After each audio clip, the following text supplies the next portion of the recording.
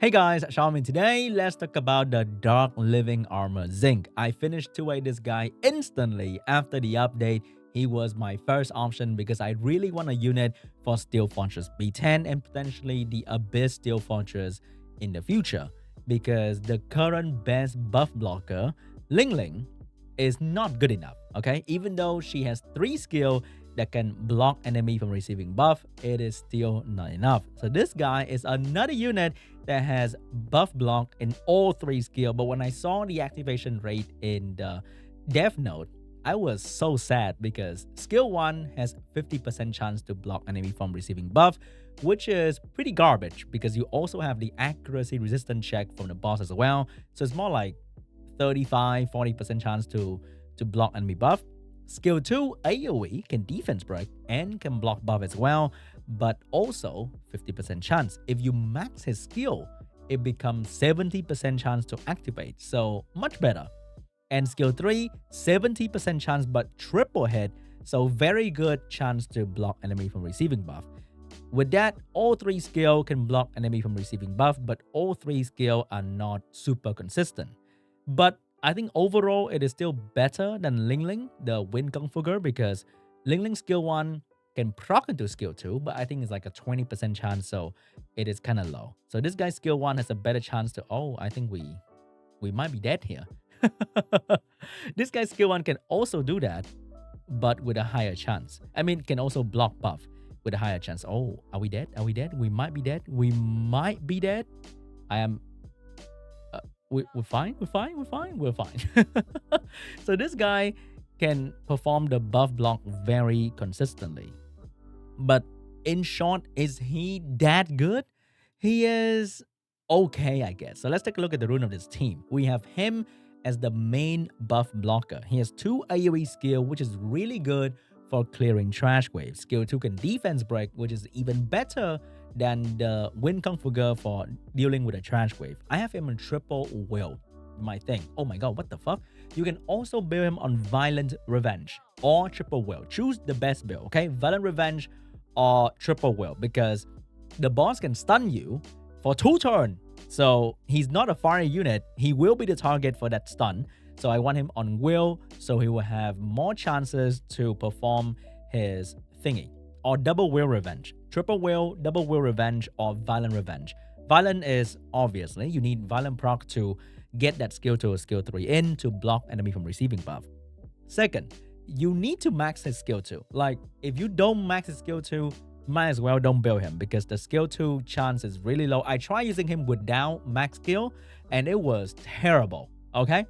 So if you want to use him properly, then I guess you have to make some sacrifices. Either farm more to max his skill or throw in some Devilmon like how I did. And I gotta do it for the content, man. So triple will, speed, crit damage, and defense. I love using this guy for leader skill because of the dungeon leader skill, allowing me to lower the crit rate requirement on all these units. If you're using a fire unit, you only need 52% crit rate, which is like really amazing because you are mainly hitting wind unit here. So any fire unit you put in here, you only need 52% crit rate. So this guy can have lower crit rate even and even more damage output. And Brandia is absolutely incredible. But if you don't have Brandia, you can definitely throw in a Crow and it's gonna be fine as well. But Brandia is gonna be easier to build and also do more damage. But Crow is fine. You need a defense breaker. I try using double buff block and then double doggo and then Ken, but it was just not it. You need a defense breaker because if you don't have a defense breaker setup, like this girl, she defense break with skill 1, but it's so inconsistent.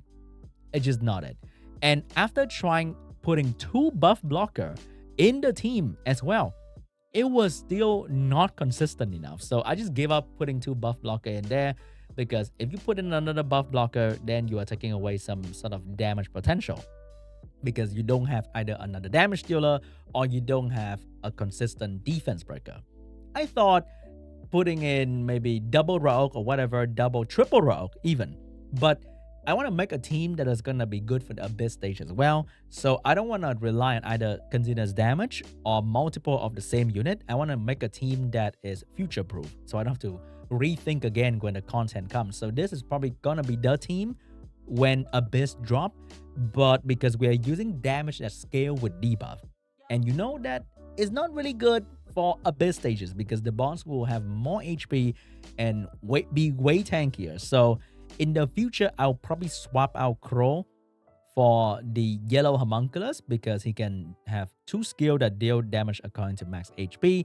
So it's gonna be the damage dealer for this dungeon. But right now, using him is not gonna be good because Crow is gonna do more damage because the boss doesn't have enough HP for the skill of the wind homunculus to make sense. So right now, as a solo buff blocker, he's okay. Yeah, he's not that amazing as I thought he would be. More often than not, my runtime will average about 35 seconds. That is not bad, okay? I want to retire Dot Team altogether. You might say, hey, just use Dot Team for now. But that is okay to me. 35 seconds in the future when Abyss drop, maybe 45 seconds. That is okay. And you can use Brandia, you can use Crow. If you don't want to build Ken, which I think you really should, because why would you not? He's a great unit for dragons, for guild content, for Rift Dungeon, for pretty much everything. And a lot of you guys will have him for free anyway. Build that guy, okay? But if you want another damage dealer that can also block buff, there's only one unit in this game that can do that. So, beneficial effect block and damage according to harmful effect. There's this guy. So you can add this guy to the roster instead of using Crow or instead of using Raok or instead of using Ken. This guy is pretty good as well. He can brand, he can block buff. Pretty shit AI though for the skill 2. But hey, he is the only unit in the game right now that deal good damage and buff block at the same time. Most of the other buff blocker, I have tried everything here and they are all garbage. I even tried to put in this guy, but his AI is just like, oh my god, I hate this family so much about this because of the second skill, okay? Most of these units, even the 5s, like, god, if this guy have a good AI, he can at least be a decent dungeon unit, but he doesn't. So most of these things are absolutely garbage. Maybe this girl is okay, but then she belong in another team setup. And in the team setup right now, she just doesn't kind of make sense. So I don't want to use her at all. And she's not that consistent anyway.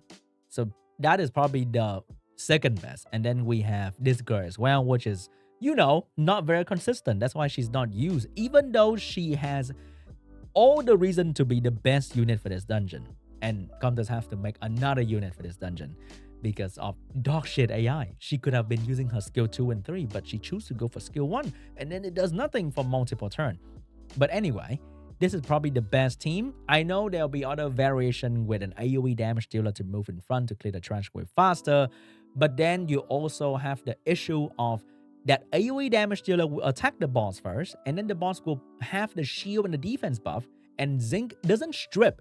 So when the boss have that kind of buff, there's no damage dealer in this entire game. Nobody can build a hard-hitting damage dealer enough to kill the boss when you don't strip the buff. And it is very annoying because you need to have a stripper, and then you have the buff blocker. Rahul does that thing, you know? He strip into blocking enemy buff. But goddamn, the AI is so bad. So this is probably my best team for now. It has decent AoE from Zinc and Ken and Raok sort of team up. Like this situation right here, you don't need an AoE damage to clear the trash wave fast, okay? Raok is more than good enough. And you block the thing, and boom, voila, you it's done. Just have Crow to do enough damage to kill the boss, and you are good to go. Anyway, what is your team? Let me know in the comment section down below, because this dungeon has been a nightmare for many players. Just imagine the possibility of Abyss make me want to throw up, because it is already challenging enough for almost everybody. And if they're gonna make it harder, I don't know how we're gonna deal with that. Okay, look at that skill 1. 50% chance doesn't happen. Rogue doesn't team up, then it's bad. And now my damage dealer will start throwing all that big damage skill into a boss that is pretty much unkillable. And then we block the buff, which is kind of too late. Look at that 2-turn stun. If that stun your Zinc, then it is impossible to come back. I think that's why I will go for the will build instead of the violent, because you're not guaranteed to violent proc anyway. But with multiple will set, you are guaranteed to not get stunned in the face. And if Zinc gets stunned, it is over. So double will revenge, triple will is the way to go. Okay, so that is it for me today. I'll try the two-way more unit and test the content out for you guys. Thank you so much for watching. Hope you guys enjoyed this video, and I'll see you guys in the next one. Bye bye.